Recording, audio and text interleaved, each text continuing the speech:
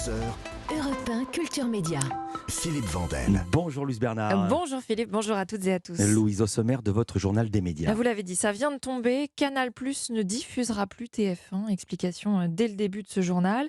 Et puis dans l'actu aussi, Fort Boyard en procès contre un youtubeur. Twitter qui teste une fonctionnalité très attendue. Du changement aussi à la tête de la rédaction du Parisien. Et puis vous entendrez en fin de journal Julien Doré et Louane qui se confient pour Culture Média sur la nouvelle saison de The Voice. Mais d'abord, les audiences, quel accent qu'ont regardé les Français hier soir. Ce sont les séries qui sont les grandes gagnantes de la soirée. TF1 en tête avec cette nouvelle série Vise le cœur dont je vous parlais hier dans le journal. 4 130 000 téléspectateurs, 22,1% de part d'audience en moyenne sur les 2 épisodes. C'est un bon lancement, un vraiment bon lancement pour la série. À voir sur la durée si les téléspectateurs suivront l'intégralité. Deuxième, c'est France 3 avec hors saison, je vous le disais. Donc c'est aussi une série, 2 360 000 téléspectateurs en moyenne, 12% de part d'audience, correct ce lancement également. Et puis troisième, M6 avec Cauchemar en cuisine, 2 millions de téléspectateurs, 10,5% de part d'audience. À noter que sur France 2, Envoyé spécial fait une bonne rentrée avec près de 2 millions de téléspectateurs, 9,7% de part d'audience, bien meilleur que la saison dernière. Europe 1 Culture Média. On commence ce journal des médias avec une information toute fraîche et brûlante. Canal+ ne diffusera plus TF1. C'est-à-dire que vous ne pourrez plus accéder aux chaînes du groupe TF1, TMC, TFX et TF1 Série Film depuis Canal+ si vous êtes abonné. Pourquoi ? Eh bien, Canal+ a perdu les droits. Le contrat de distribution vient d'arriver à son terme, mais les deux groupes n'ont pas trouvé d'accord pour le renouveler.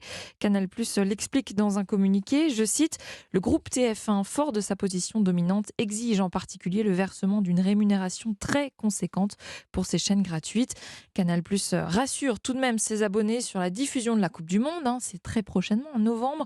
TF1 détient les droits, mais grâce à un partenariat avec beIN Sport, Canal+ pourra tout de même proposer la compétition à ses abonnés.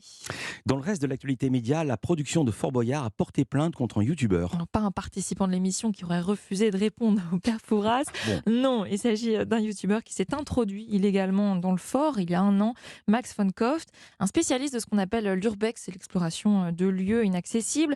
Pour cette nouvelle vidéo, il s'était lancé le défi d'aller infiltrer Fort Boyard. Alors hors tournage, le lieu est vide. Il en profite pour donc partager ses impressions après 2 jours passés sur place. Je vais pas vous montrer trop de décors, d'épreuves, tout ça, parce que vous risqueriez d'être extrêmement déçus. Parce que vraiment, c'est du carton-pâte, de la fibre. Tu cognes sur un décor, ça fait toc-toc. C'est vraiment que du creux, c'est que du toc. Et franchement, je tire mon chapeau à tout ce qui est accessoiriste, décorateur. Parce que quand tu vois la gueule des décors en vrai, tu te dis « Waouh, c'est chaud, mec !» Et quand tu vois le résultat final à la télé, t'es en mode « Ah ouais, balèze les gars, balèze !» Mais c'est un délire, il y a des installations techniques partout, il y a des énormes câbles qui passent partout. C'est vraiment ultra chum et jamais tu le vois dans les émissions. Voilà, il a découvert ce que c'était que la télé. Il découvre le monde. Il va sur le tournage de Star Wars, il va voir que le vaisseau ne décolle pas. Mais il faut bien avouer que les images sont quand même spectaculaires, tout comme son arrivée sur le fort en pleine nuit en kayak. Puis il a escaladé la paroi, 20 mètres en rappel, toujours en pleine nuit. Alors spectaculaire certes, mais tout ça n'en reste pas moins dangereux et illégal, d'où cette plainte de la production très agacée selon le Parisien. Elle entend marquer le coup et dissuader d'autres personnes d'avoir la même idée. Nous n'avons pas envie de retrouver un cadavre dans le fort, voilà qui est dit. Cette vidéo, à noter que d'habitude il est plutôt habitué à faire 10-15 000 vues, là on est autour de 300 000 et peut-être que comme on est plusieurs à en parler aussi, ça va augmenter. En attendant, le procès lui aura lieu mi-septembre. Le journal Le Parisien change de directeur de la rédaction. Et Jean-Michel Salvatore est remplacé après 2 ans passés au poste seulement, remplacé par Nicolas Charbonneau qui travaillait déjà pour le journal en tant que directeur délégué des rédactions. Jean-Michel Salvatore assure que c'est une décision d'un commun accord, mais en interne, plusieurs sources soulignent la mésentente avec sa direction et rappellent que certaines de ses prises de position ont heurté la rédaction, comme son éditorial notamment pour défendre Nicolas Sarkozy en mars 2021, lorsque l'ancien président venait d'être condamné pour trafic d'influence. Pierre Louette, lui, le patron du groupe Les Échos, Le Parisien, a réagi dans un communiqué. Il salue le travail de Jean-Michel Salvatore, l'ambitieuse évolution éditoriale, je cite, et la croissance significative des abonnements numériques. À noter que le journaliste continuera quand même de travailler pour le groupe en tant que conseiller éditorial et puis il aura une chronique dans Le Parisien Week-end.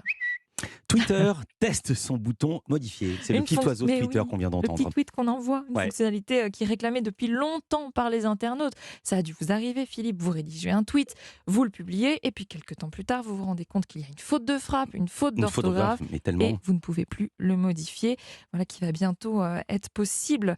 Ça va bientôt être possible de le modifier, hein. Le réseau social cède à la pression populaire et travaille activement au déploiement de cette petite fonctionnalité.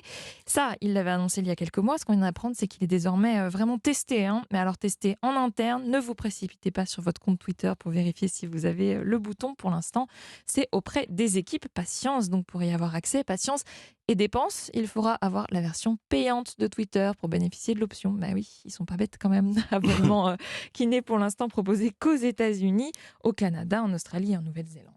Et puis on termine avec le focus programme du jour, la nouvelle saison de The Voice Kids, la 8e saison. Oui, revenu avant nous de vacances, hein. La diffusion a déjà commencé il y a 2 semaines sur TF1, mais leurs vacances étaient plus longues que les nôtres, hein. Deux ans d'absence.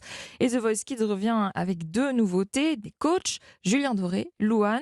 Alors j'ai pu discuter avec eux de cette nouvelle saison. Il y a toujours beaucoup d'émotions dans The Voice Kids et la version adulte, mais cette fois-ci, il faut dire qu'elle était très très présente. Le tournage a même dû être interrompu plusieurs fois.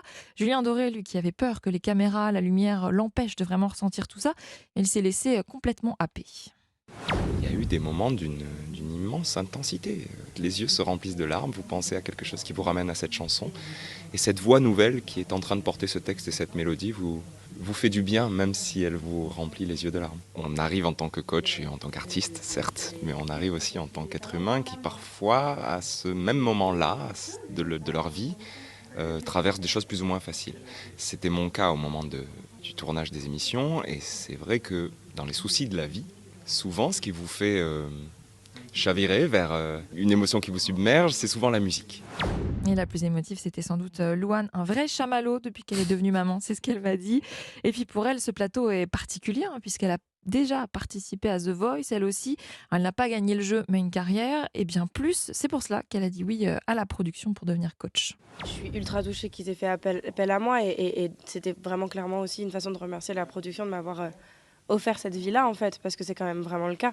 La possibilité d'aller aussi loin dans ma vie, je parle pas juste dans ma carrière, hein, dans ma vie, c'est parce que les portes qui se sont ouvertes, elles m'ont été ouvertes grâce à The Voice. Moi, j'étais dans la saison des adultes, donc il y avait un truc un peu où j'avais la sensation de jouer ma vie, ce qui était le cas pour moi, en tout cas. Pour eux, c'est encore différent parce que c'est des enfants et qui sont pas... Bien sûr qu'il y en a certains qui savent déjà qu'ils sont faits pour ça et qui veulent pas faire autre chose. Mais pour la plupart, c'est aussi vraiment un hobby, une passion qu'ils font à côté d'autres choses aussi. Donc c'est moins stressant. The Voice Kids est diffusé ce soir et tous les samedis à 21h. Demain soir, pardon, et tous les samedis à 21h10 sur TF1. Merci beaucoup Louise Bernard. Toutes ces infos à retrouver dans la newsletter média. L'inscription est gratuite, c'est sur europe1.fr. À lundi, Louise pour un nouveau journal des médias. Et je sens qu'on va encore parler de cette affaire Canal+, Oh oui, TF1. un nouveau dossier de rentrée. Dans un instant, notre week-end. info média du jour. Bon week-end à vous Louise.